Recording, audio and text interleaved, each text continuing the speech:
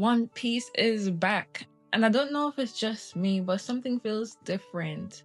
Like I was smiling the whole episode, which for the most part I usually do. But at the same time, the tone feels darker. And that's the weird part because I am enjoying it. Like, genuinely enjoying it. And I'm just so happy to be back in this world again. That One Piece feeling, it's still there.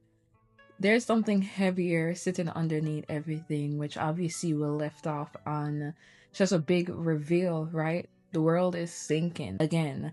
And so the stakes feel bigger, the energy feels more serious, and I think that is part of, I guess, the fact that we're getting closer to the end. Like, for example, I'm not gonna lie, I'm starting to look at Shanks a little differently. And I'm just now finding out that there is a portion of One Piece watchers that believe Shanks is endgame villain. And I didn't really expect that until this episode. It kind of felt weird. The tone was different.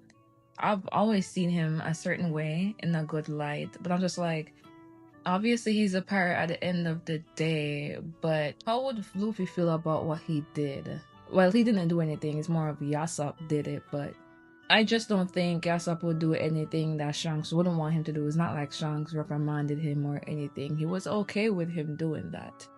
Maybe I'm making a big deal out of nothing, but I don't know. There's something about his presence now that feels different, more intentional, and more calculated. And Blackbeard, yeah, I still cannot stand him. I just can't. He's a bit clumsy, but he's really powerful.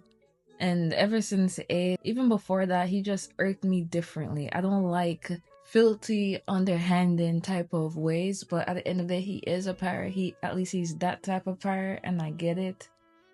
Every time I see him, the feeling of hate just comes back, but it gets me so hyped. That means he's just such a good villain.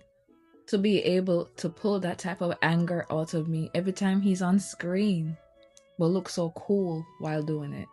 Another thing I noticed was the Cutcreen. I absolutely love that. So creative. I'm just so happy to be in Elbath now, finally. After episode was it 70 or whatever episode we were at least told about Elbath for the first time. I'm just so excited, and I really hope Usopp has another moment, a bigger moment in this arc. And then the ending, I'm not gonna lie, I kinda got a little theory. So the crew disappearing and then Nami waking up in this weird space. First of all, I think it was Usopp that I heard Usopp's voice call her name. I'm thinking that somehow they end up in some type of Toy Story like situation where they're on some type of, it looks like a Lego-ish set, and maybe it's a kid that has Nami playing, a giant kid is what I'm trying to say. I don't know, somehow maybe they took them thinking that they were some type of toy, or maybe they knew they were actual people but wanted to play with them in that way, in like a giant's playground or something. So then I'm also wondering, did they end up somewhere in Elbath already? Because everyone was sleeping.